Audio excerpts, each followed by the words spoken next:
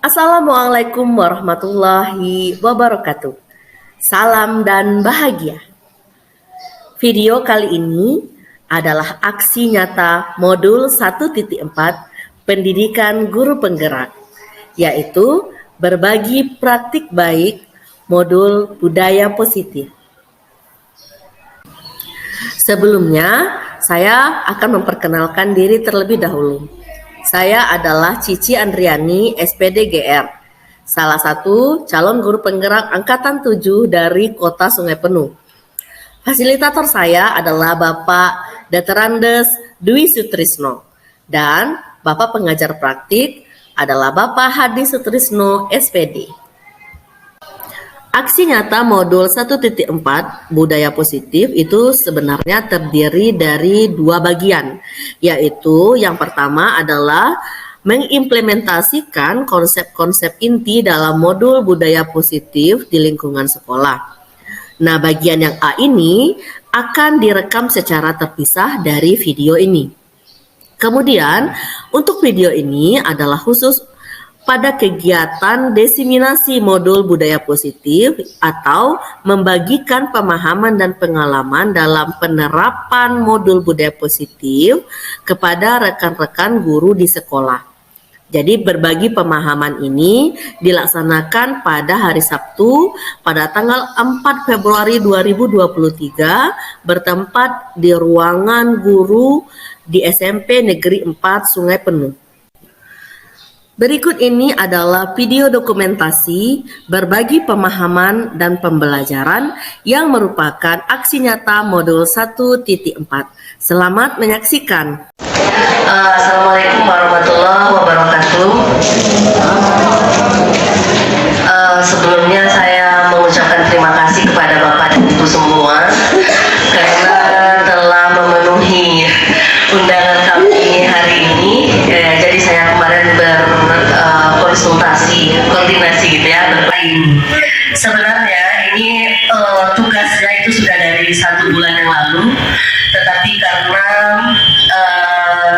belum menemukan waktu yang tepat, akhirnya hari ini begitu ya, hari ini dilaksanakan, yaitu diseminasi calon guru penggerak untuk modul budaya positif. Ya, mendapat tugas di modul budaya positif ini, kalau dibaca modulnya itu sekitar 120 halaman.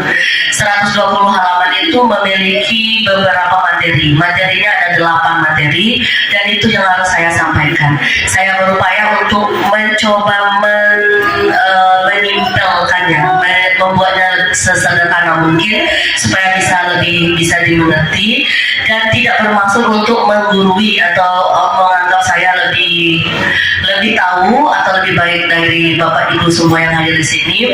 Saya cuma kebetulan mendapatkan ilmunya lebih dahulu, sehingga mungkin ilmunya saya dapat dulu sehingga saya harus mendiseminasikannya. Baik, yang modul hari ini adalah modul budaya positif, modul 1.4 di pendidikan guru penggerak. Jadi budaya positif itu apa? Jadi di sekolah itu diharapkan muncul kebiasaan-kebiasaan atau karakter-karakter positif yang dibentuk dari disiplin siswa. Nah, miskonsepsinya, kalau dulu kita beranggapan bahwa disiplin itu identik dengan kepatuhan. Seseorang harus disiplin, kalau tidak kita hukum. Kan biasanya begitu ya Ibu Bapak ya, identik dengan ketidakpatuhan, kemudian hukuman begitu ya. Tetapi sebenarnya disiplin itu tidak seperti itu. Ini juga saya peroleh dari pendidikan guru penggerak, bahwa mendisiplinkan anak bukan berarti menyuruh anak untuk berbuat sesuai peraturan, atau kalau dia tidak berbuat sesuai peraturan maka kita akan hukum. Tidak seperti itu Bapak Ibu, itu miskonsepsi yang harus diluruskan. Saya juga baru dapat ilmunya di pendidikan guru penggerak ini. Jadi menurut Dain Goser, ini adalah seorang psikolog dan ini juga disamakan atau sama dengan pemikiran Ki Hajar Dewantara, Bapak Pendidikan Nasional Indonesia. Jadi disiplin itu artinya belajar, bukan kepatuhan atau bukan menghukum. Jadi Apa itu maksudnya belajar? Bahwa sepanjang hidup manusia itu akan terus belajar. Belajar dari mana? Belajar dari kesalahannya. Artinya murid, jangankan murid ya, kita saja orang dewasa akan selalu melakukan kesalahan sampai selama hidup kita. Yang namanya proses belajar itu adalah kita melakukan kesalahan, kemudian kita memperbaiki kesalahan itu, kemudian kita lakukan kesalahan lagi, kita memperbaikinya lagi. Begitulah yang namanya proses pembelajaran selama hidup. Nah, jadi disiplin dikatakan sebagai proses pembelajaran itu. Jadi apa tujuan disiplin positif yang dikemukakan oleh Dain Gosen? Itu adalah untuk menanamkan motivasi ketiga. Jadi kalau Bapak dan Ibu tahu, motivasi individu perilaku manusia itu dibedakan menjadi tiga. Kita berharap bahwa motivasi ketiga inilah yang muncul dari dalam diri setiap siswa kita, yaitu motivasi yang muncul dari dalam dirinya sendiri atau motivasi intrinsik. Artinya dia meyakini menjadi orang yang mereka inginkan dan menghargai nilai-nilai yang mereka yakini. Itu yang kita harapkan ada pada siswa kita. Kalau motivasi yang pertama, atau nanti kita akan bahas di slide selanjutnya, yang 3 motivasi perilaku, itu hanya bersifat sementara atau jangka waktu sebentar. Setelah hilang motivasinya, maka dia cenderung tidak akan melakukan hal yang sama. Itu teori disiplin positif menurut Dain Gosen. Kemudian ini yang tadi saya kemukakan, makna kata disiplin. Jadi disiplin itu bukan tata tertib, bukan teratur, bukan kepatuhan dan peraturan, bukan juga hukuman, bukan juga ketidaknyamanan.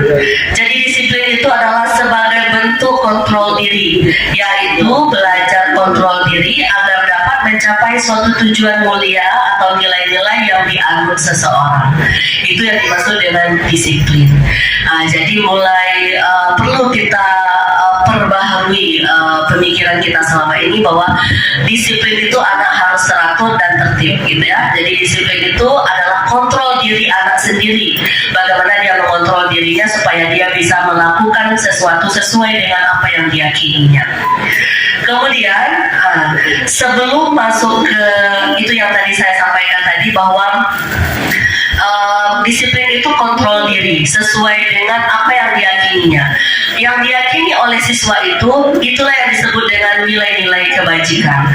Untuk sekarang yang diprioritaskan oleh pemerintah adalah profil pelajar Pancasila. Seluruh siswa di Indonesia diharapkan memiliki nilai kebajikan yang 6, jadi profil pelajar Pancasila, yaitu beriman dan bertakwa kepada Tuhan Yang Maha Esa serta berakhlak mulia, bergotong royong, berkebinekaan global, mandiri, kreatif, dan inovatif.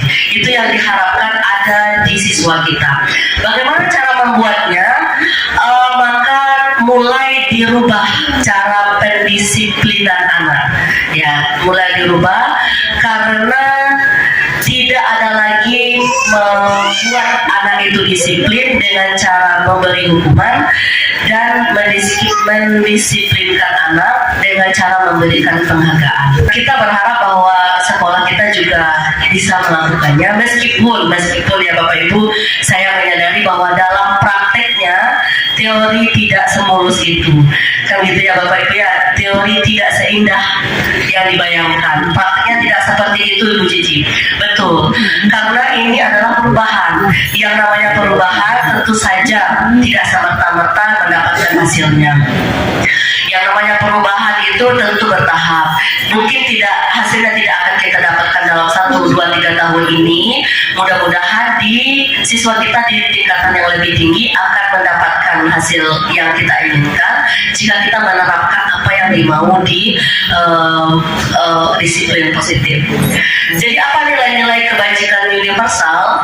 Itu adalah tujuan mulia yang mengacu pada nilai-nilai prinsip mulia yang dianut seseorang.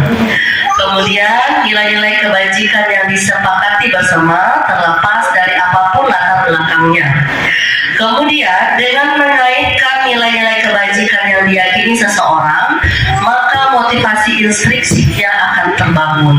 Nah, ini yang tadi saya sampaikan di yang pertama tadi, tadi, bahwa kita harus membangun kesadaran dalam dirinya, dalam siswa itu sendiri, tidak karena dia takut dihukum atau dia tidak mendapatkan penghargaan, tetapi motivasinya itu terbangun dari dalam dirinya sendiri sehingga dia mencapai tujuan mulia yang diinginkannya. Mungkin kedengarannya materi-materi seperti ini masih masih baru di kita dan tidak familiar. Tetapi nilai kebajikan ini yang nantinya akan menjadi fondasi kita untuk menetapkan keyakinan sekolah dan keyakinan kelas. Nanti pun di pertemuan selanjutnya nanti dibantu oleh pengajar praktik juga akan mulai merubah visi dan misi sekolah kita menuju visi misi sekolah yang seperti yang diinginkan oleh pemerintah kita sekarang, bahwa tujuan akhirnya itu adalah siswa yang memiliki profil pelajar Pancasila. Nanti kita lihat di visi sekolah kita sudah mencantumkan hal tersebut atau belum. Kalau belum, nanti diperbaiki. Kemudian Bapak dan Ibu, nah ini contoh-contoh nilai kebajikan yang kita mau ada pada siswa, yaitu yang pertama profil pelajar Pancasila, seperti yang sama-sama kita sudah ketahui ada 6. Kemudian komitmen terhadap waktu dan dirinya sendiri, kemudian tanggung jawab, kemudian rasa hormat dan kesehatan.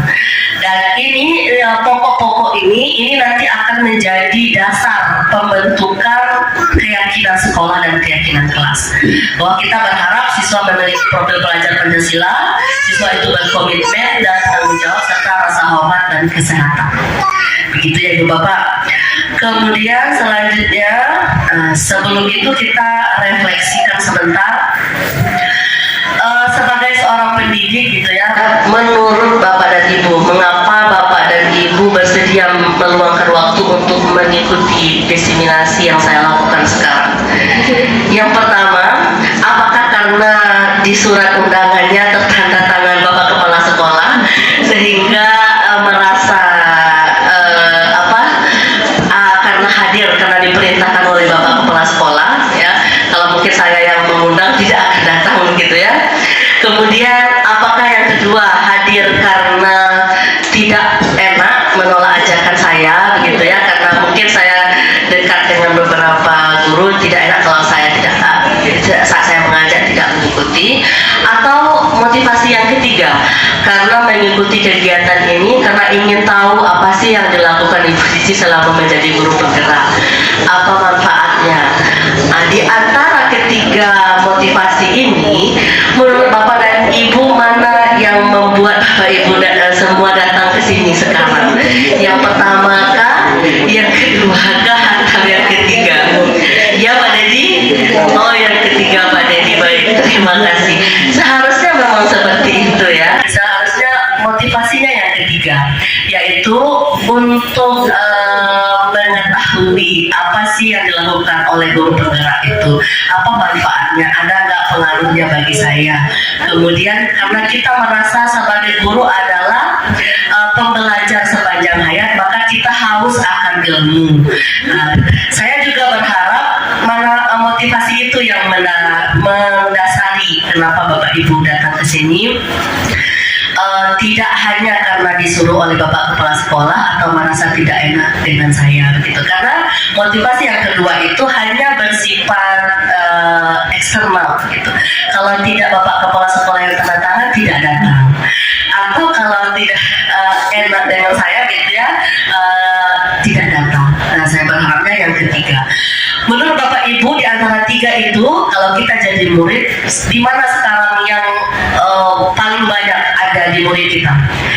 Apakah motivasi yang pertama yaitu menghindari dari hukuman atau ketidaknyamanan, atau yang kedua untuk mendapatkan penghargaan gitu ya, pujian dan segala macamnya, atau yang ketiga karena dia merasa dia adalah pelajar yang mau belajar?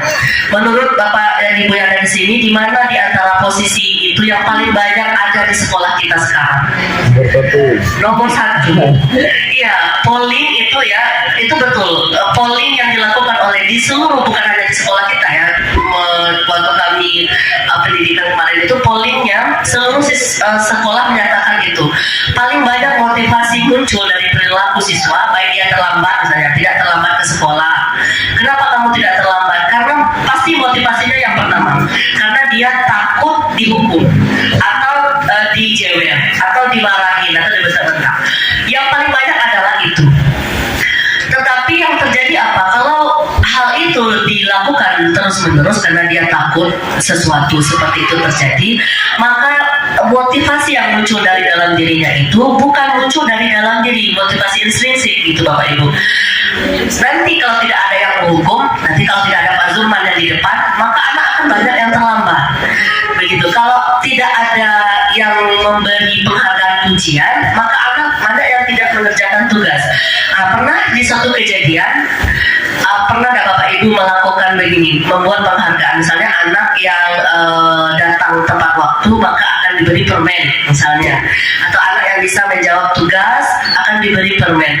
Maka motivasi anak itu hanya mendapatkan itu saja, mendapatkan permen itu. Kalau dia tidak mendapatkannya, maka dia tidak akan berusaha untuk mencoba lagi.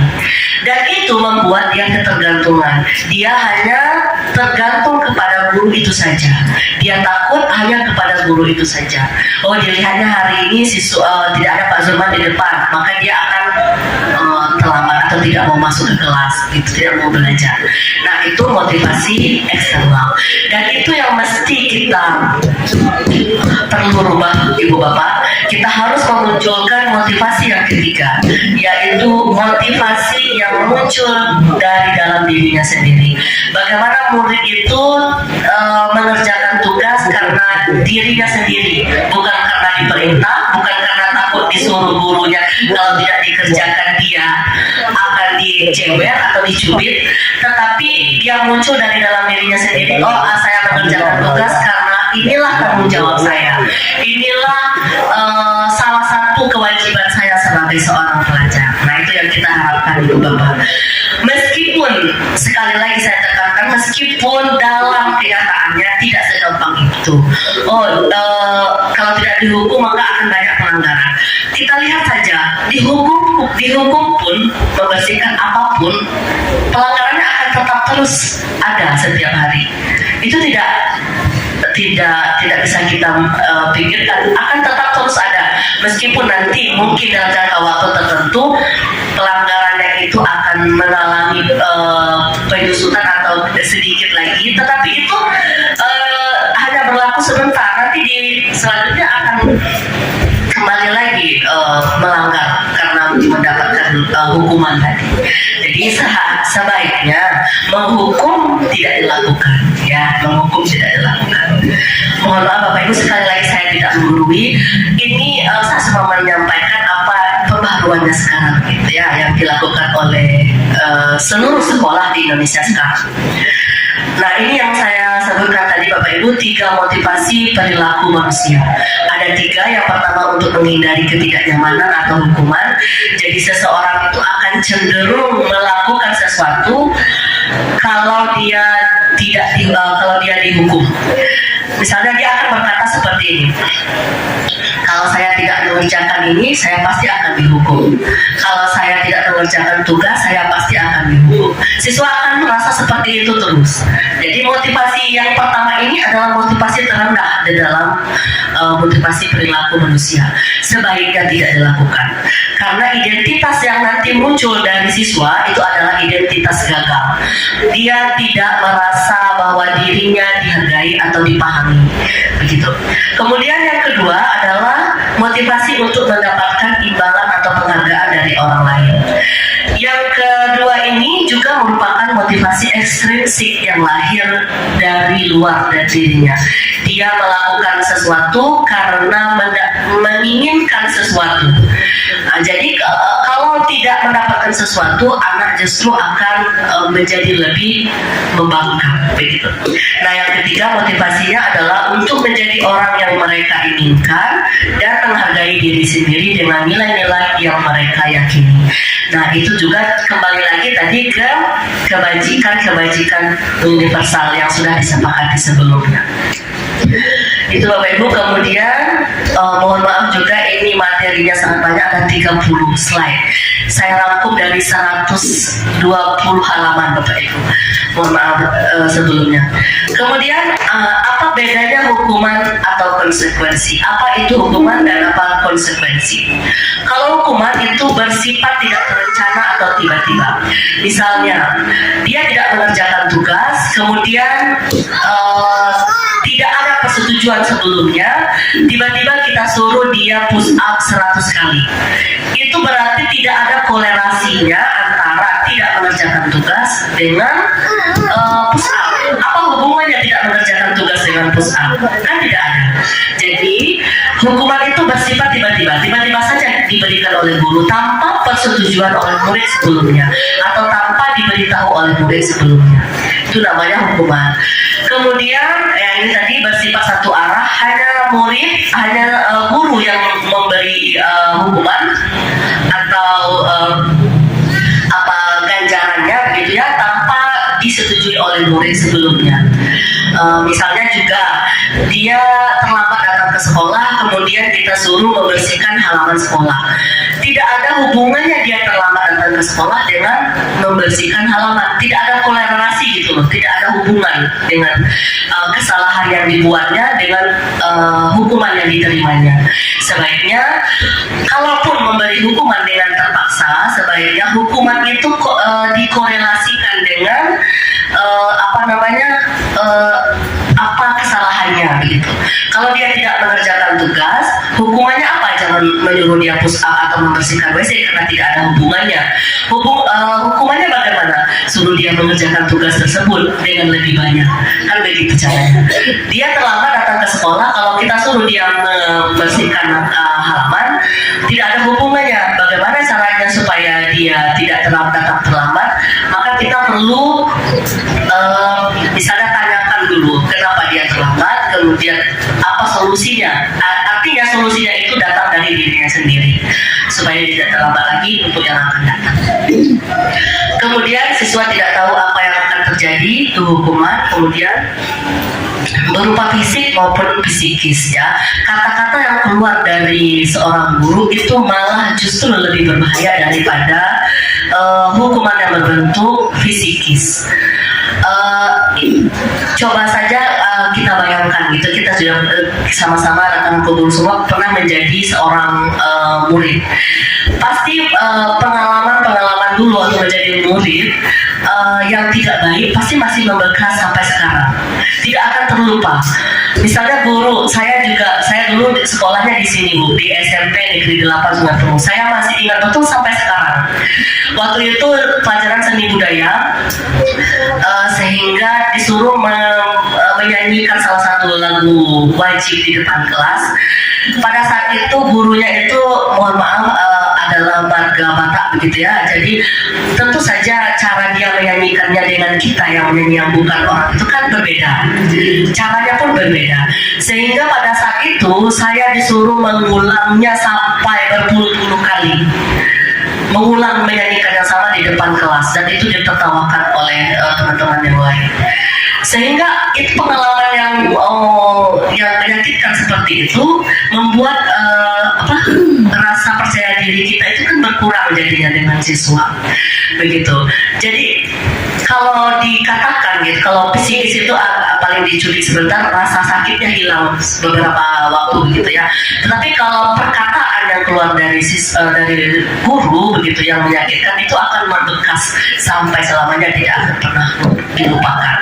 Saya kita katakan dia bego sekali gitu, jadi dia akan ingat terus sampai selamanya gitu Bapak Ibu. Itu hukuman. Jadi hukuman sebaiknya tidak dilaksanakan karena motivasinya itu adalah motivasi terendah di antara ketiga motivasi perilaku manusia. Yang kedua itu konsekuensi. Konsekuensi itu termasuk identitas yang sukses. Kalau hukuman tadi identitasnya gagal, tapi kalau konsekuensi adalah identitas sukses. Konsekuensi apa? Itu berarti sudah terencana dan disepakati oleh siswa. Misalnya sebelum mulai belajar maka akan dibuat sebuah keyakinan kelas yang disepakati di kelas. Kita buat dulu begini, misalnya kalau tidak mengerjakan tugas, apa konsekuensinya. Dan itu disepakati oleh murid. Misalnya kalau tidak mengerjakan tugas, maka tinggal dulu saat jam pelajaran istirahat selama 5 menit untuk mengerjakan tugasnya. Misalnya seperti itu harus disepakati dan disetujui oleh murid dulu. Kalau tidak disetujui juga bukan konsekuensi, Bapak Ibu. Itu adalah tetap menjadi hukuman. Kemudian diberikan berdasarkan data. Yang selanjutnya adalah sikap guru memonitor murid, kemudian siswa tetap merasa tidak nyaman karena dia harus mengikuti konsekuensi yang diberikan oleh guru tadi. Jadi kalau hukuman tidak boleh, konsekuensi pun masih membuat siswa itu tidak nyaman. Terus bagaimana solusinya?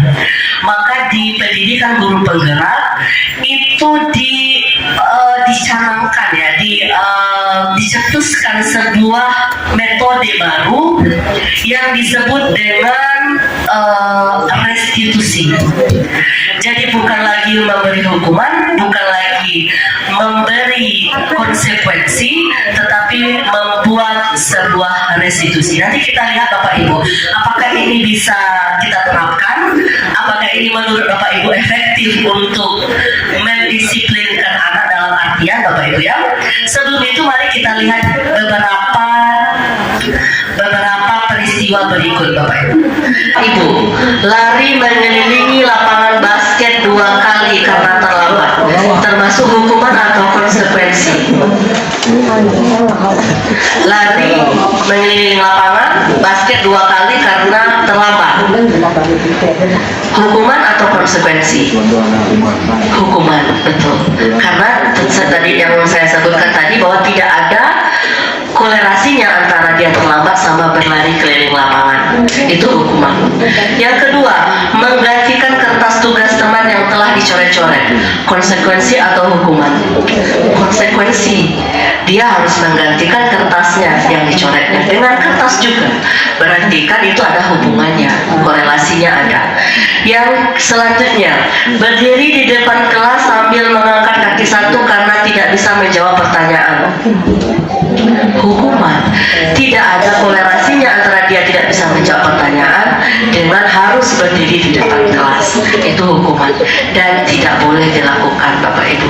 Ada cara-cara yang lebih manusiawi dan yang lebih efektif untuk menghindari atau bukan menghindari, mengatasi perilaku pelanggaran yang dilakukan oleh anak. Itu yang dipelajari di modul budaya positif ini, yaitu nanti yang kita sebut dengan restitusi. Ini tadi yang identitas gagal hukuman ya, siswa itu akan tersakiti, kemudian siswa membenci peraturan, perilakunya menjadi agresif, kemudian mode paksaan, mendorong menyalahkan diri, sistem tidak akan berjalan jika murid tidak takut. Jadi hanya guru yang ditakutinya saja begitu yang dia mau melakukan apa yang diinginkan. Kalau gurunya tidak ditakuti, apapun yang kita hukum dia tidak akan tidak akan mau mengetahuinya. Kemudian dampak pada siswa itu akan marah, kemudian merasa bersalah, rendah diri. Kemudian siswa itu belajar menyembunyikan kesalahannya. Itu dampak dari memberi hukuman. Kemudian apa dampak dari dihukum oleh penghargaan? Nah, ini motivasi yang kedua. Kenapa tidak boleh memberi penghargaan kepada siswa? Yang pertama, menurut Alficon, itu adalah juga salah seorang psikolog yang berkonsisten di dunia pendidikan, itu menyatakan bahwa baik penghargaan maupun hukuman adalah cara-cara mengontrol perilaku seseorang yang menghancurkan potensi untuk pembelajaran yang sesungguhnya.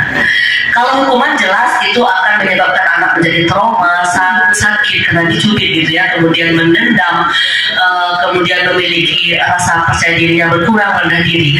Kalau memberi penghargaan justru juga sama berbahayanya dengan menghukum siswa. Yang pertama adalah pengaruh jangka pendek dan jangka panjang.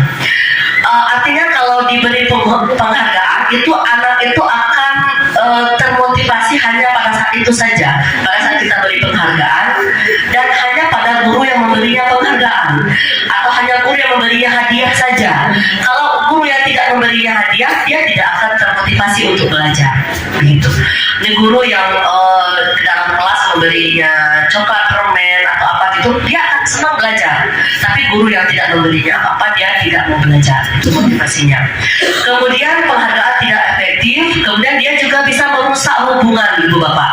Artinya misalnya nih, kita berikan dia peringkat, makanya di kurikulum 2013 dan di Merdeka itu tidak ada peringkat. Kenapa tidak ada peringkat? Karena dia bisa merusak hubungan. Peringkat 1 dengan peringkat 2, jelas kita akan membedakan hadiah yang diberikan ya Bapak Ibu ya. Maka peringkat 2 itu akan merasa menjadi identitas gagal. Kenapa dia tidak bisa mendapat peringkat 1? Apalagi peringkat 2, 3 dan seterusnya. Jadi akan membuat anak itu terkotak-kotak begitu, akan tertingkat-tingkat, berarti tidak boleh dilakukan.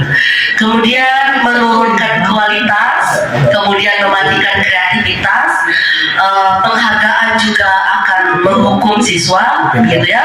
Kemudian motivasi dari dalam dirinya berkurang, kemudian mengurangi ketepatan. Nah itu yang dilakukan kalau kita memberikan penghargaan kepada siswa kita. Boleh diberikan penghargaan ibu, boleh. Kalau penghargaannya tidak disebutkan dulu sebelumnya, itu boleh.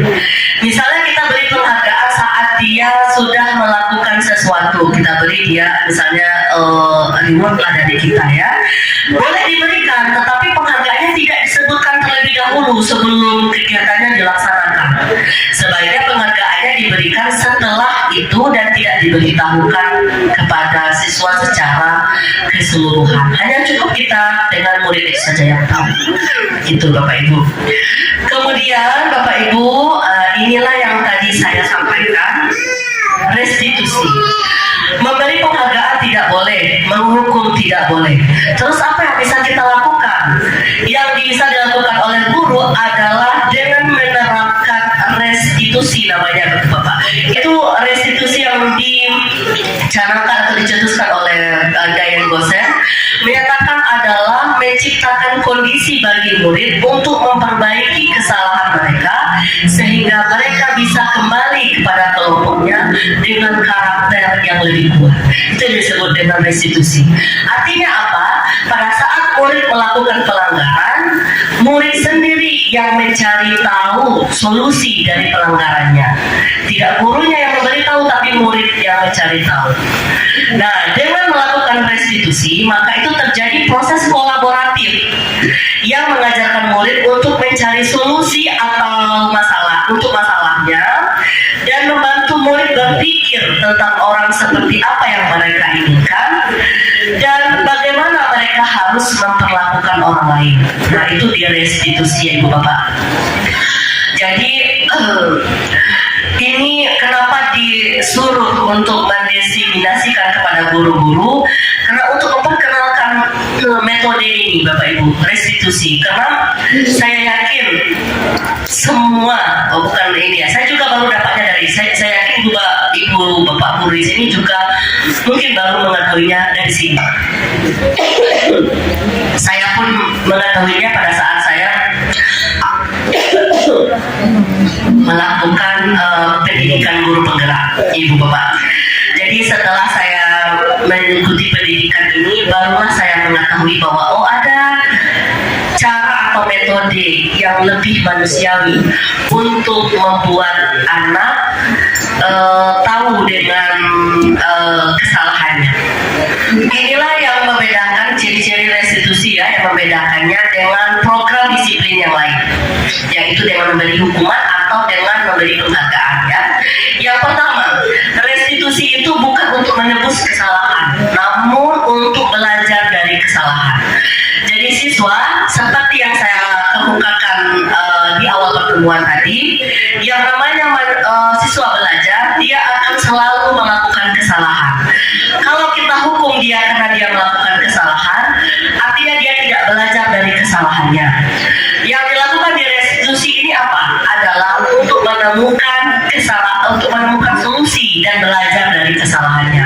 Bukan untuk menebus kesalahan, gitu ya Bu ya, tapi untuk belajar dari kesalahan. Kemudian yang memperbaiki hubungan yang buruk antara guru dengan siswa. Murid akan mau mengutarakan permasalahannya, keinginannya pada saat guru sudah berhasil memasuki si siswa tersebut, begitu. Jadi restitusi akan memperbaiki hubungan. Nanti akan kita lihat contohnya secara nyata di kehidupan ini, Bapak Ibu. Kemudian restitusi itu bukan adalah tawaran, bukan paksaan. Jadi artinya kita membuat restitusi kepada anak itu kita tawarkan, gitu ya. Bisa nggak kamu memperbaiki kesalahan kamu? Bukan kita paksakan, oh kamu harus memperbaiki kesalahan kamu dengan cara dihukum seperti ini. Tidak, Bapak. Kita tawarkan sampai sebatas mana dia mampu untuk memperbaiki kesalahan tersebut, begitu. Kemudian restitusi menuntut untuk melihat ke dalam diri pribadi siswa.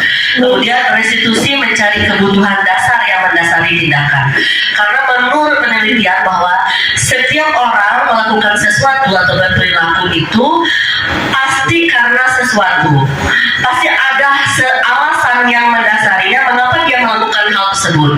Misalnya, dia tidak membuat PR. Pasti ada alasannya kenapa dia tidak buat PR. Bisa jadi dia tidak mengerti dengan PR-nya, atau dia tidak punya buku, atau bisa jadi dia kelupaan, bisa jadi dia tertidur. Banyak alasan-alasan yang mendasari dari perilaku manusia. Misalnya juga kita terlambat, misalnya. Kenapa kita terlambat? Biasanya guru akan mengatakan seperti ini. Kamu lagi yang terlambat. Kamu terus yang terlambat, tiap hari kamu lagi. Pasti begitu ya Bapak Ibu ya. Seringnya kita mengasih tahu kepada siswa seperti itu. Tetapi tanpa melihat dulu alasan dibalik dia melakukan keterlambatan itu. Bisa jadi dia tidak punya uang untuk naik ojek, bisa jadi dia terlambat bangun, dan masih banyak alasan-alasan lain yang mendasari perilaku manusia. Karena intinya manusia itu tidak ada yang mau dihukum, tidak ada yang mau tidak melakukan sesuatu yang baik. Pasti mau melakukan sesuatu yang baik. Tetapi karena ada benturan, makanya dia melakukan pelanggaran. Nah, tugas sebagai guru adalah untuk mengetahui apa alasan yang dilakukan oleh siswa serta membantu siswa ini sendiri untuk mencari tahu bagaimana solusi dari permasalahannya, Bapak. Kemudian restitusi fokus pada karakter, bukan tindakan. Kemudian restitusi menguatkan, Pak ya. Kemudian ini tadi yang saya sampaikan bahwa ada beberapa alasan yang mendasari kenapa manusia itu melakukan kesalahan. Kenapa siswa itu tidak mengerjakan tugas, atau kenapa siswa itu ribut, atau kenapa siswa itu mengganggu temannya. Ternyata ada 5 kebutuhan dasar manusia yang sedang coba dilakukan oleh siswa itu, coba didapatkannya. Karena dia tidak mendapatkan 5 kebutuhan dasarnya ini, sehingga dia melakukan sesuatu yang buruk, begitu Bapak Ibu. Yang pertama adalah kebutuhan bertahan hidup. Misalnya kita mendapati siswa itu di dalam kelas tidur, gitu ya. Berarti ada kebutuhan bertahan hidupnya yang tidak dia dapatkan pada saat itu. Bisa jadi dia kurang tidur di rumahnya, sehingga di sekolah dia tidur. Begitu. Kebutuhannya yang perlu kita ketahui. Kemudian kebutuhan untuk diterima dan mendapatkan kasih sayang dari gurunya. Jadi siswa itu perlu diperhatikan. Bisa jadi karena dia kurang perhatian di rumah, maka dia meminta perhatian di sekolah. Kalau guru tidak memberikan perhatian, maka dia mulai mencari keributan yang membuat gurunya memperhatikan dia. Itu kebutuhan dasarnya. Kemudian kebutuhan akan penguasaan, kebutuhan akan kebebasan. Misalnya gurunya terlalu monoton pada saat belajar, hanya disuruh baca buku saja, gitu ya, tanpa ada kegiatan yang membuat dia bersemangat, maka dia tidak mendapatkan kebutuhannya akan kebebasan. Kemudian yang terakhir adalah kebutuhan akan kesenangan. Nah, perilaku siswa itu yang mendasari perilakunya di antara kebutuhan inilah Ibu Bapak. Dan bagaimana cara kita mengetahuinya? Yaitu dengan cara digali dengan siswa. Kenapa kamu berbuat seperti ini? Apa masalah kamu? Apa alasan mau melakukannya, itu yang harus diketahui terlebih dahulu, digali dulu sebelum kita memberikan dia konsekuensi atau hukuman, Ibu Bapak. Kemudian baik, ini yang posisi kontrol restitusi. Tadi yang saya sampaikan bahwa restitusi itu adalah salah satu upaya yang bisa dilakukan oleh guru untuk mengatasi pelanggaran yang dilakukan oleh siswa. Tetapi saat melakukan restitusi, guru juga harus memperhatikan beberapa posisinya. Ada 5 posisi guru. Yang pertama adalah sebagai penghukum, yang kedua adalah pembuat rasa bersalah, yang ketiga adalah sebagai teman, yang keempat adalah sebagai pemantau, dan yang kelima adalah sebagai manajer. Mari kita lihat satu persatu Bapak Ibu dengan contoh nyata dalam kehidupan sehari-hari. Saya akan putarkan, ini adalah video dari kementerian tentang bagaimana posisi guru yang 5 tadi. Guru sebagai penghukum, sebagai pembuat rasa bersalah, sebagai teman, sebagai monitor, atau sebagai manajer. Nanti Ibu bisa refleksikan ke dalam diri Ibu Bapak sendiri, yang mana yang menurut Bapak Ibu posisi Bapak Ibu sekarang yang dilakukan di sekolah.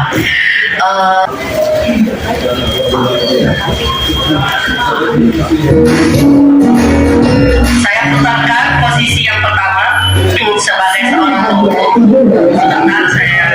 Oke, ini sebagai penghukum. Posisi restitusi yang pertama yaitu posisi penghukum.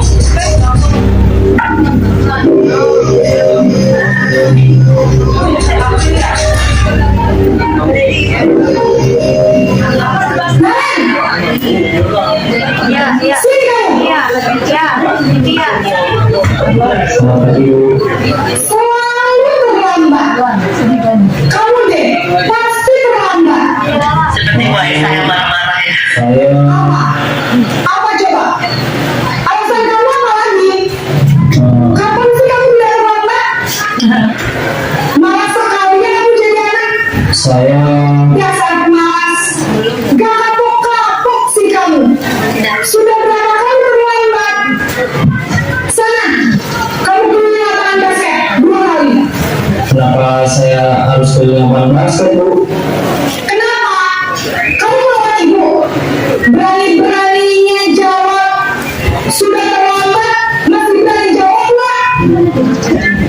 Sekarang, keliling lapangan basket 5 kali sekalian.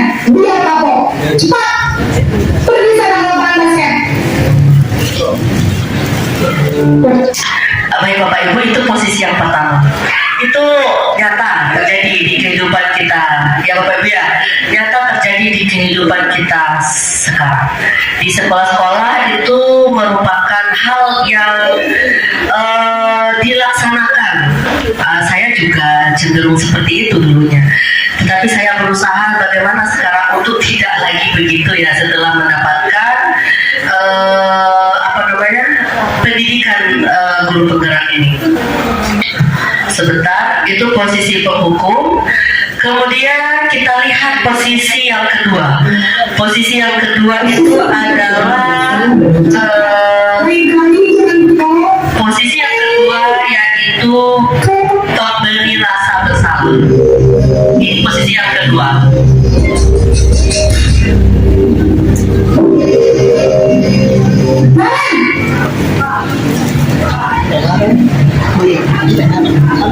Selamat pagi, Bu. Naren, kamu kenapa terlambat lagi, nak? Ya Tuhan, Naren. Kamu senang ya bikin ibu susah ya? Kalau kamu terlambat lagi, nanti ibu dan tegur kepala sekolah, nak. Disangka ibu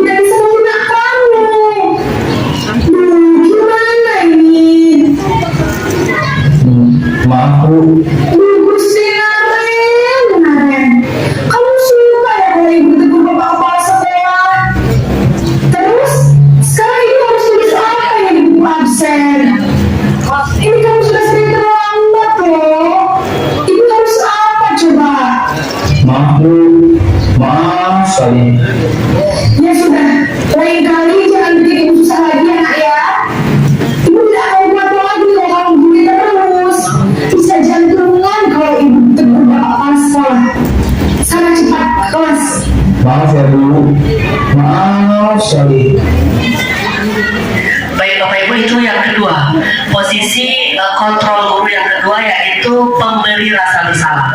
Nanti kita bisa lihat ekspresinya siswa ya Bapak Ibu ya, bagaimana saat dia diberi rasa bersalah seperti itu, bagaimana tertekannya dia pada saat itu. Saya tampilkan kelima posisi tersebut, baru kita nanti akan membahasnya satu persatu. Yang ketiga adalah posisi sebagai teman. Sebagai teman itu ternyata pun tidak boleh dilakukan. Ada suara mama.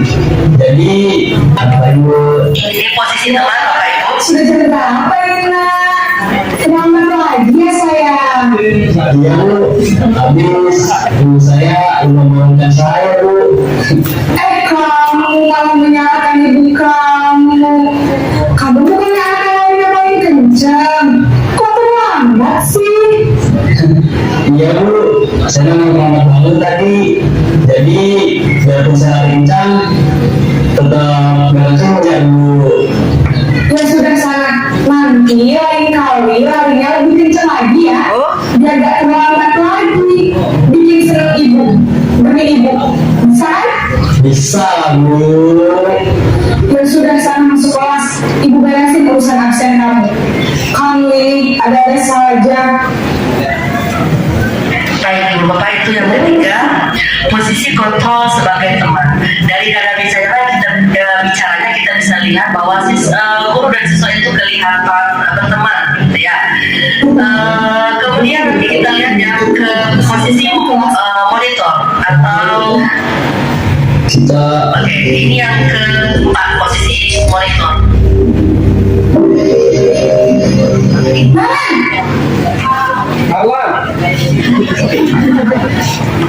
Bu. Kemarin, apa peraturan sekolah kita tentang jam berapa kita harus masuk sekolah nak? Kita harus di sekolah jam 7 Bu. Iya betul, sekarang sudah jam 7.20. Kalian sudah tahu konsekuensinya jika terlambat hadir. Lalu saya harus tinggal kelas pas jam istirahat selama 20 menit. Iya benar, konsekuensinya demikian. Jadi nanti jam 9.30 pas istirahat, kamu harus tinggal di kelas, kerjakan tugas tambahan untuk ketertinggalan kamu, ya. Baik Bu. Posisi pemantau. Baik, posisi pemantau. Yang terakhir adalah posisi manajer. Mengarahkan berdasarkan kelas untuk belajar. Baik Bu, saya emak Ini posisi yang diharapkan selamat pagi Bu. dilakukan oleh guru. Selamat pagi Naren. Maaf Bu, saya terlambat. Iya, sekolah masuknya jam 7, sekarang sudah jam 7.20. Jadi sekarang bagaimana ini Naren? Maaf Bu, saya lupa setel alarm saya semalam. Baiklah, menurut kamu, keyakinan sekolah yang mana yang perlu kamu tingkatkan? Menghargai diri sendiri dan orang lain mungkin ya Bu. Setuju. Jadi, apakah Naren meyakini prinsip saling menghormati tersebut? Iya Bu, saya meyakininya. Apakah Naren bersedia memperbaiki masalah keterlambatan ini? Bersedia Bu. Bagaimana kamu akan memperbaiki masalah keterlambatan ini? Saya akan coba untuk tidak lupa menyetel alarm saya Bu. Baik, kalau Naren lupa minta alarm di rumah, ada orang yang kira-kira bisa bantu mengingatkan tidak? Ada Bu, kakak saya, Kak Emma. Ada lagi selain Kak Emma? Selain Kak Emma, ada ibu saya. Baik, jadi yang mengingatkan Naren adalah Kak Emma dan ibu kamu ya? Kira-kira akan mulai start alarm kapan nih Naren? Setelah pulang sekolah, akan segera saya lakukan. Baik, jadi Naren akan setel alarm untuk bangun besok pagi dan akan diingatkan oleh kakak dan ibunda Naren ya. Ada lagi yang mungkin perlu dilakukan Naren agar tidak terlambat bangun lagi. Tidak ada Bu. Baik Naren, terima kasih untuk bersama kamu. Sekarang kamu boleh kembali ke kelas untuk belajar. Baik Bu, terima kasih. Baik Bapak Ibu, itu 5 posisi kontrol seorang guru. Nah, menurut Bapak dan Ibu, yang mana posisi kontrol kita yang paling banyak ada di sekolah kita sekarang? Yang pertama, pemberi hukuman, yang kedua pembuat rasa bersalah, yang ketiga sebagai kawan atau teman, yang keempat sebagai pemantau atau pemonitor, yang kelima sebagai manajer. Yang paling banyak mana Pak Edi? 1, 2, 3, 4, 5. Posisi 4 yang paling banyak. Posisi 4 dan 5 itu adalah identitas sukses ya. Identitas sukses artinya artinya itu bagus identitas sukses. Sedangkan 1, 2 itu adalah identitas gagal, dan nomor 3 itu adalah normal atau netral gitu. Tetapi diharapkan Bapak dan Ibu, tetap yang diharapkan itu adalah posisi kontrol manajer yang kelima sebagai siswa, guru ya. Karena posisi kontrol manajer inilah siswa itu berupaya untuk berefleksi ke dalam dirinya tentang solusi dari permasalahannya. Itu kan muncul dari dalam dirinya sendiri. Dia sendiri yang membuat solusi. Kalau yang penghukum Bapak Ibu, dampaknya bagi murid apa? Yang pertama, murid menjadi penendam, tidak menyukai gurunya, kemudian tidak menyukai mata pelajaran yang diampu oleh guru tersebut. Kalau sebagai penghukum Bapak Ibu, dia dampak bagi murid itu membuat murid merasa bersalah, kemudian rendah diri dan menarik diri dari lingkungan, kemudian menyimpan emosi negatif dalam dirinya yang nantinya akan dibawanya sampai seumur hidupnya. Kemudian yang ketiga sebagai teman, murid akan bergantung kepada satu orang guru itu saja dan tidak mandiri, tidak bertanggung jawab, kemudian tidak bisa berpikir sendiri. Dia hanya menyukai satu guru sehingga dia maunya belajar sama guru itu saja. Kemudian yang keempat sebagai pemantau, dampaknya apa? Murid akan menghitung konsekuensi dan hadiah tanpa sepenuhnya memahami nilai kebajikan yang dituju. Akibatnya murid itu sepenuhnya tidak menjadi mandiri.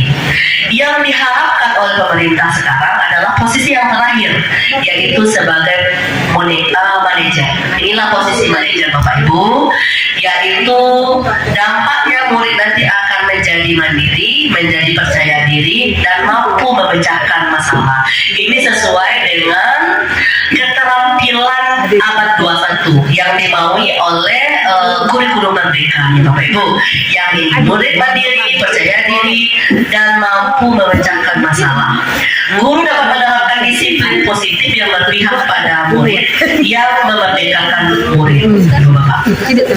Kemudian setelah kita tahu posisi kontrol mana yang seharusnya kita berada, yaitu manajer, sebaiknya nomor 1 dan 2 tidak dilakukan lagi Bapak Ibu, apalagi nomor 2. Nomor 2 itu dia akan mendendam seumur hidupnya Bapak Ibu. Kalau teman boleh dilakukan, tetapi dengan murid itu sebaiknya memang menjadi teman, tetapi dengan batas yang wajar. Kemudian inilah yang tadi, bagaimana cara membuat murid itu tahu dengan kesalahannya. Dan kan kalau kita lihat di video tadi kan ditanyakannya, apa keyakinan kelas kamu yang kamu langgar? Kan ditanyakannya di posisi terakhir ya Bapak Ibu ya. Maka kita perlu membuat keyakinan kelas terlebih dahulu sebelum memulai pembelajaran. Semua mata pelajaran membuatnya. Kalau tidak ada keyakinan kelas di mata pelajaran, keyakinan kelas secara umum saja. Kemarin saya sudah membuatnya di kelas 9A dan 7C. Hasilnya seperti ini. Ini contohnya Bapak Ibu membuat keyakinan kelas. Jadi yang pertama dia curah pendapat terlebih dahulu atau berdiskusi tentang peraturan sekolah apa yang ada sekarang. Setelah itu ditempelkannya hasil dari curah pendapatnya itu di depan kelas. Setelah itu diskusikan lagi mana yang merupakan yang bisa kita masukkan ke dalam keyakinan kelas. Kemudian setelah curah pendapat dan disetujui, kemudian kemukakan lagi tentang nilai-nilai kebajikan yang tadi yang di awal kita sudah bahas. Setelah itu baru mereka setujui dan tanda tangan. Gurunya pun ikut tanda tangan di sini. Setelah itu baru ditempelkan di tempat yang mudah dilihat. Nah, pada saat anak melakukan pelanggaran, nah ini yang kita lakukan. Tunjukkan keyakinan kelas mana yang dia langgar. Kemudian cari bagaimana caranya mengatasi permasalahan itu. Jadi keyakinan kelas inilah Bapak Ibu yang merupakan fondasi utamanya atau dasar kegiatan restitusi yang dilakukan tadi. Itu ya Bapak Ibu. Yang pertama nih prosedur pembentukan keyakinan kelas. Yang pertama, siswa di kelas bercurah pendapat tentang peraturan yang perlu disepakati di kelas. Buat dia duduk berkelompok, kemudian diskusikan peraturan apa yang perlu disepakati di kelas itu. Kemudian semua masukan dari siswa dicatat di kertas besar, kemudian diletakkan di depan kelas. Seperti saya tadi pakai sticky note yang berwarna-warni supaya lebih menarik. Kemudian ganti kalimat peraturan dalam bentuk negatif menjadi positif. Nanti siswa akan buat begini, tidak boleh datang terlambat. Maka kita ganti kata tidak bolehnya menjadi sesuatu yang bernilai positif. Misalnya datang ke sekolah tepat waktu, begitu caranya. Kemudian tinjau kembali curah pendapat yang sudah dicatat, temukan nilai kebajikan. Ini yang dilakukan oleh guru. Nilai kebajikannya ini didapat dari mana? Itu tadi ada profil pelajar Pancasila, ada komitmen, ada tanggung jawab. Itu yang kita gali dari kesepakatan kelas yang dibuat atau peraturan yang disepakati tadi. Kemudian masukkan keyakinan dalam daftar untuk disepakati. Setelah dibuat atau disepakati, itu tidak harus seperti yang saya printkan, kemudian saya buat gitu ya. Tidak harus, bisa mereka sendiri yang buat. Misalnya pakai kertas, kertas karton gitu ya, mereka kreasikan dengan cara mereka sendiri. Setelah dibuat, maka semua warga kelas meninjau ulang dan menyetujuinya dengan menandatangani keyakinan kelas tersebut, termasuk guru yang memberikan arahan ini tadi. Nah, setelah selesai semua, baru diletakkan di tempat yang sudah dilihat. Nah, pada saat siswa ini melakukan pelanggaran, misalnya dia tidak mengerjakan tugas atau terlambat datang tepat waktu, maka kita tanyakan keyakinan kelas mana yang dilanggarnya, serta cari solusi dari permasalahannya. Itu yang dilakukan Bapak dan Ibu guru. Saya menerapkannya, tetapi tidak, maksudnya dalam kehidupan nyatanya. Terkadang ya, namanya juga kita manusia Bapak Ibu ya, guru pun manusia. Tetapi dikatakan guru manusia yang memiliki kesabaran seluas samudra. Jadi dikatakan walaupun anak berbuat apa-apa tetap sabar gitu. Tapi meskipun begitu, tetap di kondisi nyatanya kita tidak akan sesabar itu ya Bapak Ibu, karena kita pengen mukul juga, pengen berbicara kasar juga kita gitu ya. Tapi namanya kita belajar Bapak Ibu. Mungkin kalau kita melakukan hal ini saat ini, hasilnya nanti akan kita dapatkan 2 tahun 3 tahun yang akan datang. Yang penting konsisten dilaksanakan Bapak Ibu. Kemudian materi yang terakhir, nah inilah segitiga restitusi Bapak Ibu, yang merupakan pemecahan masalah yang ditawarkan oleh Kementerian Pendidikan dan Kebudayaan, yaitu segitiga restitusi. Bagaimana segitiga restitusi tersebut? Kita bisa melihatnya dalam tayangan video biar lebih mudah dipahami ya Bapak Ibu ya. Jadi sebelumnya segitiga restitusi itu apa? Adalah suatu proses dialog yang dijalankan oleh guru agar dapat menghasilkan murid yang mandiri dan bertanggung jawab. Bagaimana prosesnya? Nah, bisa kita lihat dari video yang sudah disiapkan.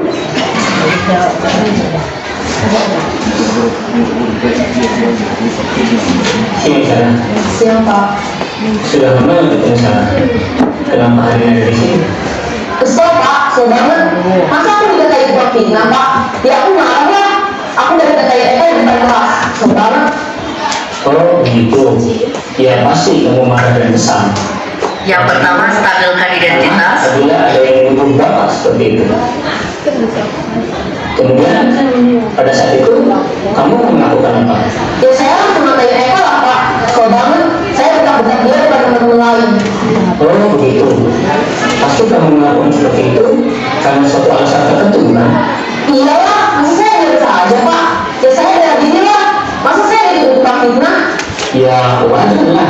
Mempertahankan harga itu sesuatu yang penting buat kamu. Untung kamu tidak lebih gagal lagi. Kami yang bentak-bentak. Iya Pak. Untung saya masih bersabar dan hanya meminta saja. Sudah terus padahal saya pasti bela diri lah. Ya pasti ya. Tapi kamu ingin untuk tetap bertahan dan sabar. kamu memilih untuk tidak berbuat lebih ahli gitu. Nah, sekarang coba kita lihat lagi. Tindakan kamu melakukan kata-kata di kelas. Tindakan kamu tidak sesuai dengan kelas atau prinsipal tidak? Enggak lah Pak, capek Pak jadi pengarang. Jadi keyakinan atau prinsip mana yang kurang sesuai dengan keinginan kamu?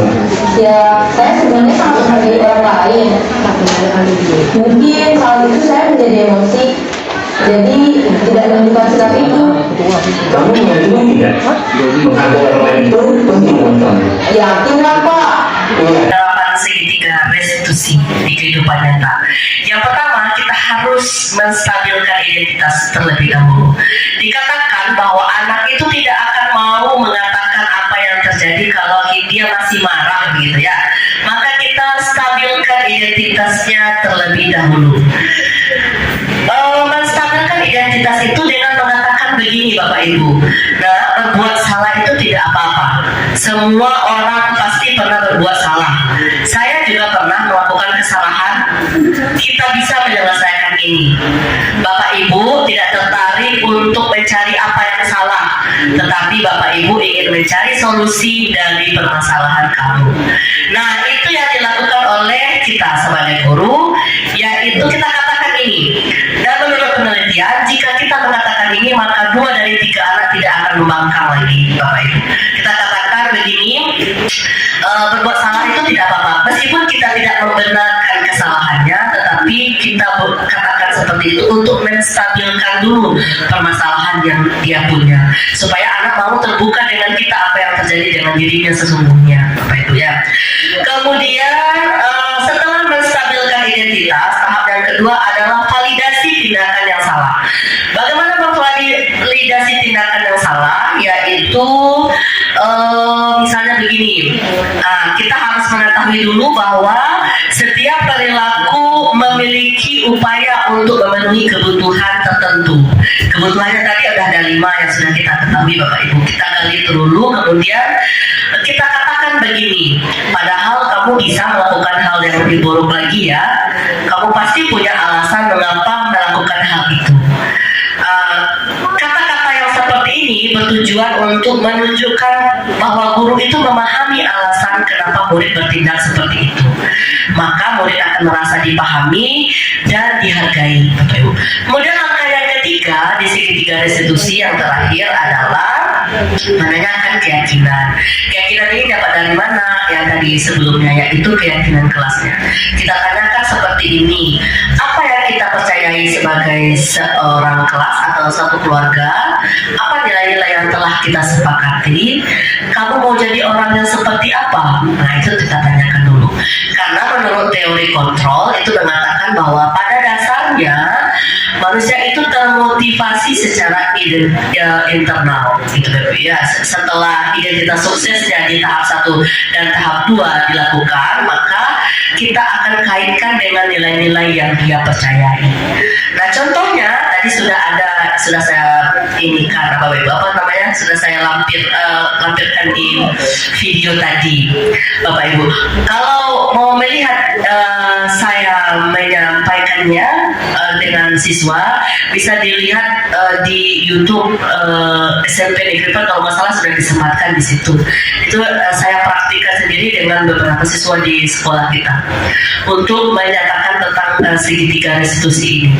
Itu ya Bapak Ibu, diharapkan nanti dengan menjalankan segitiga restitusi, dengan mengajukan pertanyaan-pertanyaan bermakna tadi, maka diharapkan murid menjadi kuat secara pribadi, membuka wawasan agar dapat menyelesaikan permasalahan sendiri.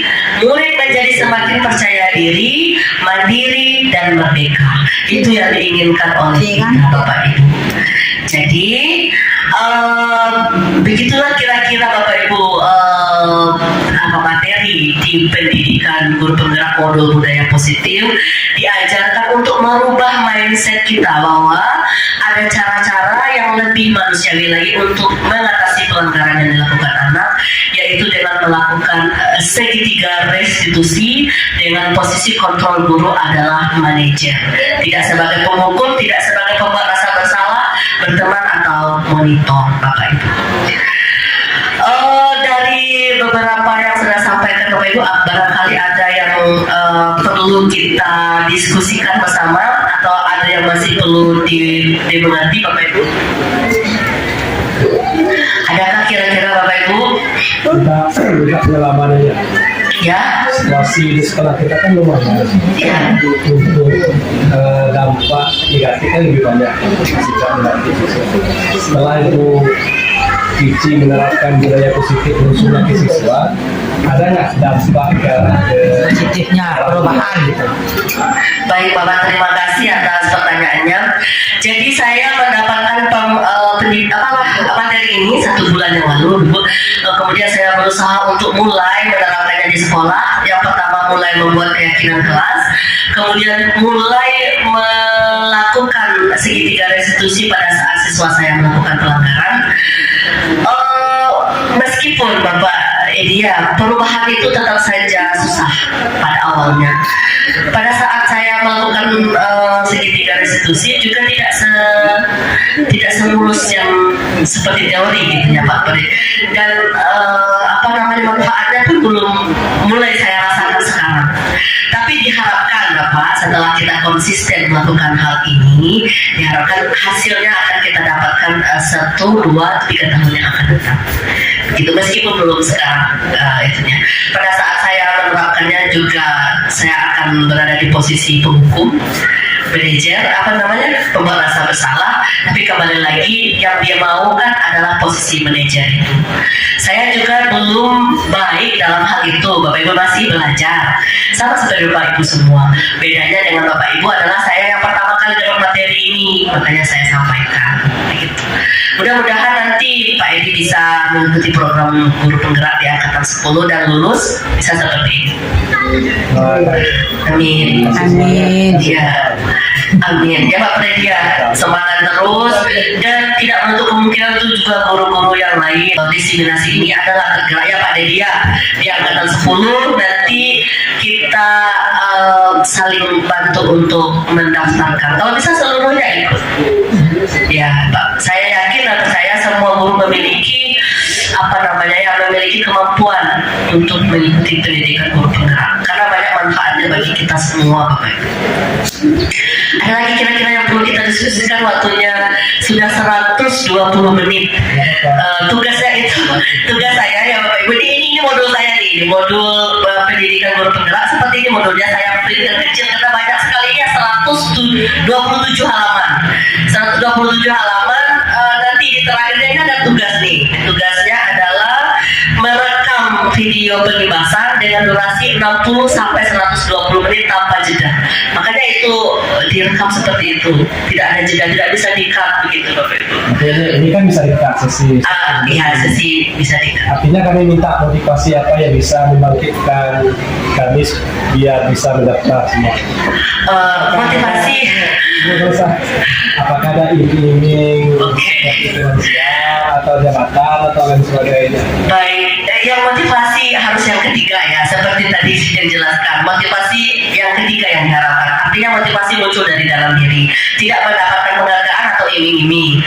Meskipun ya Bapak Ibu sebagai guru penggerak kita akan mendapatkan banyak sekali keistimewaan, terutama di Kota Sungai Penuh ya. Kota Sungai Penuh ini hanya 35 di angkatan saya yang mendapatkan yang bisa menjadi guru penggerak begitu ya.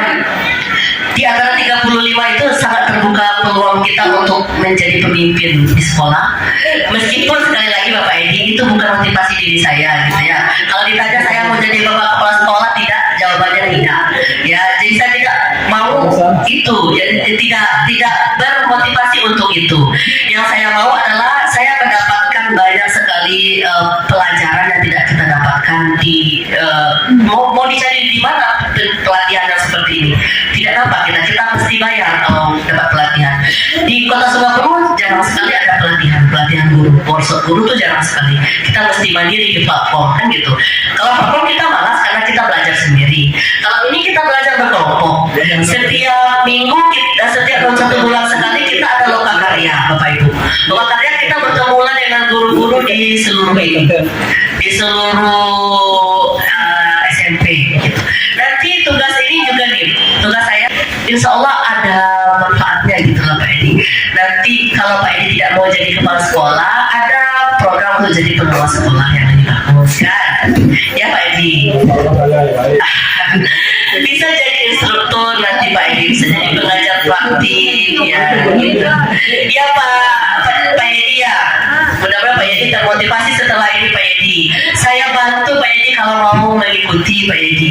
Misalnya gimana cara mengisi esai Bu Cici, saya bantu mengisi esainya. Guru pikir kita tolong Bu, banyak anak berkeliaran sudah berkelahi belum kah? Tapi penuh guru ada lagi. Enggak semua. Iya, karena tadi kan disampaikan Bapak yang mengajar tetap ngajar ya Bu. Iya, yang ngajar. Kalau ada guru semua, bapaknya berkuliah, berangkat kuliah. Oh iya, dari tadi itu. Ada lagi kira-kira Bapak Ibu yang kita perlu diskusikan? Saya sangat senang bersharing dengan Bapak dan Ibu. Mudah-mudahan ada manfaatnya ya Pak Freddy. Ada lagi Bu ya? Ada lagi, kita bisa kan Bu ya? Sekolah lain bisa, masa kita sekolah nggak bisa. Sekolah kita besar kok, ya kan Bu ya. Nanti di hari Selasa ada pengajar praktik yang akan di sini untuk mengecek visi sekolah kita apakah sudah sesuai dengan yang dimaui. Karena yang dimaui sekarang itu adalah masuk profil pelajar Pancasila yang 6 itu ke dalam visi sekolah. Sekolah kita ini unggul dalam prestasi berwawasan iptek lingkungan budaya, belum ada kelihatannya Pak. Belum ada. Ya Pancasilanya. Iya, yang Pancasilanya. Ini kan masih yang lama. Iya. Nanti berarti nanti kita perhatikan di sini. Iya, visi. Ini kan masih yang lama ini. Karakter budaya cuma butuh pengembangan. Iya, nanti hari Selasa kita akan membahas dengan gurunya.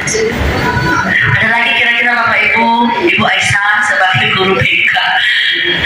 Ya, itu caranya kira-kira. Kalau untuk guru BK apa manfaatnya jadi guru BK? Banyak manfaatnya ya Bu Aisyah. Tidak menghukum siswa kata Pak. Ya itu apalah namanya ya. Berarti Bu Cici, Ya. setelah adanya penjelasan ini, istilah untuk punishment dan reward itu nggak ada lagi. Berarti harus reward semuanya. Enggak nih Wah. Punishment nggak boleh lagi. Enggak boleh. Jadi manfaat untuk titik jerah, kalau dalam ada teori belajar kan harus ada istilahnya hukuman dan penghargaan. Ada teori belajar behavioristik. Iya. Salah satunya itu dengan pemberian hukuman dan penghargaan. Tadi sudah disampaikan Pak Edi baru masuk ya. Kalau menghukum itu akan banyak dampak negatifnya Pak Bu ya. Jadi menghukum dengan memberi penghargaan itu sama-sama memberikan identitas gagal. Karena banyak justru dampak negatifnya yang muncul dari situ. Jadi saat sekarang dia harus banyak merefleksi diri. Ya. Diri siswa. Betul, itu yang dimau. Jadi siswa itu merefleksikan dirinya, dia mencari tahu solusi dari permasalahannya. Tidak lagi kita hukum atau kita beri penghargaan, karena itu bersifat sementara. Hanya saat kita beri hukuman atau saat kita beri penghargaan saja dia mau. Oke, itu barangkali bisa untuk satu siswa. Kalau yang sifatnya melanggar masa, bagaimana cara untuk diskusinya? Sama juga caranya langkahnya. Kalau pelanggarannya cuma sedikit gitu ya dan tidak terlalu tidak terlalu urgent lah atau yang sampai membuat kita hanya perlu menanyakan keyakinan yang 3 tadi, segitiga restitusinya. Kalau pelanggarannya banyak dan berat, itu kita lakukan ketiga-tiganya tadi restitusinya. Ya kalau untuk sekolah tadi kan keyakinan kelas. Iya. Atau keyakinan sekolah ada di slide. Kalau untuk buat keyakinan sekolah itu gimana? Kalau keyakinan sekolah sama juga, kita harus dengan siswa juga. Dengan siswa mungkin dikumpulkan pada saat awal tahun ajaran, dikumpulkan dalam satu tempat begitu ya dengan gurunya. Kemudian kita sepakati dulu apa saja poin-poin yang menjadi keyakinan itu. Dengan caranya sama seperti itu tadi Bapak. Dengan caranya sama. Kemudian setelah disepakati, berarti kan anak sudah tahu nih setelah dia melakukan pelanggaran apa yang menjadi konsekuensinya kan gitu. Dan yang namanya ini Bapak, kita harus mulai dulu gitu, kerjakan dulu, meskipun perubahannya itu tidak nyata sekarang, dia masa yang akan datang mudah-mudahan. Gitu Bapak. Ada lagi kira-kira Bapak dan Ibu sudah, mudah-mudahan ya Bapak Ibu ada manfaatnya bagi kita semua. Saya tidak menggurui, sekali lagi mohon maaf Bapak Ibu, tidak merasa menganggap diri saya lebih pintar atau lebih tahu segalanya dari Bapak Ibu. Saya cuma kebetulan mendapatkan materinya lebih pertama begitu, sehingga saya harus mendistribusikan ilmu ini kepada guru-guru yang lain. Kalau mau ke sekolah lain itu, sekolah kita sendiri belum didistribusikan kan nggak mungkin. Jadi saya ya mudah-mudahan kan ada perubahan yang ke arah yang lebih baik lagi setelah ada modul ini. Dia modulnya ada 6 lagi Pak Edi. Setiap modul kita akan diskusi seperti ini. Tidak apa-apa. Seperti ada. Saya makan. Gitu Bapak Ibu, mohon maaf jika ada kesalahan selama saya menyampaikan. Mudah-mudahan ada manfaatnya bagi kita semua Bapak Ibu ya. Jika tidak ada pertanyaan lagi dan tidak ada kita diskusikan, maka saya tutup. Terima kasih. Assalamualaikum warahmatullahi wabarakatuh. Boleh diskusi, perhatikan video.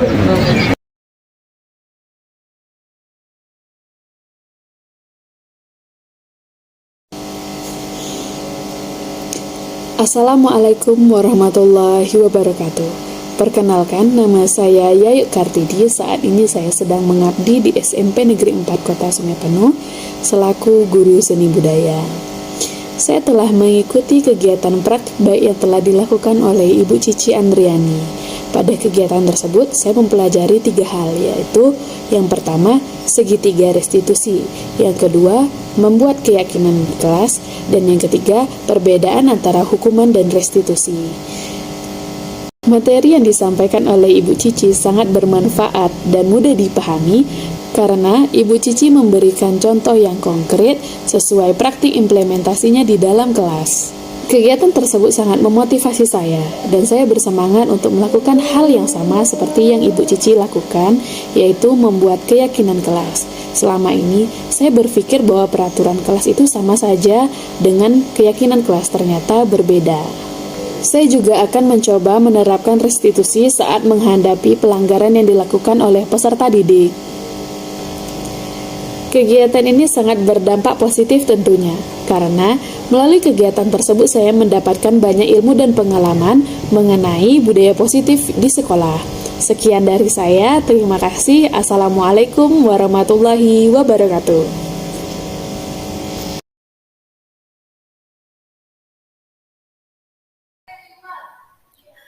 Setelah melakukan kegiatan diseminasi atau praktik baik pembelajaran dan pengalaman saya selama mengimplementasikan modul 1.4, pada awalnya saya mendapati bahwa masih banyak terdapat miskonsepsi di antara rekan-rekan guru mengenai beberapa materi seperti pemberian penghargaan, hukuman, kemudian juga antara peraturan sekolah atau keyakinan kelas atau keyakinan sekolah, dan juga masih belum familiar dengan istilah restitusi dan bagaimana penerapannya dalam kehidupan sehari-hari. Setelah melakukan diseminasi, beberapa guru sudah mulai terlihat membuat keyakinan kelasnya di kelas masing-masing. Kemudian juga sudah mulai mengganti cara menghukum pelanggaran siswa dengan kegiatan-kegiatan yang lebih bermanfaat lainnya. Menurut saya kegiatan ini sangat bermanfaat karena kita berbagi semua apa yang diperoleh dari pendidikan guru penggerak di modul 1.4. Demikianlah video kali ini tentang berbagi praktik baik pembelajaran dan pemahaman saya tentang modul 1.4 yang sudah saya pelajari di pendidikan guru penggerak. Semoga video kali ini bermanfaat bagi kita semua. Salam guru penggerak, tergerak, bergerak, menggerakkan. Assalamualaikum warahmatullahi wabarakatuh.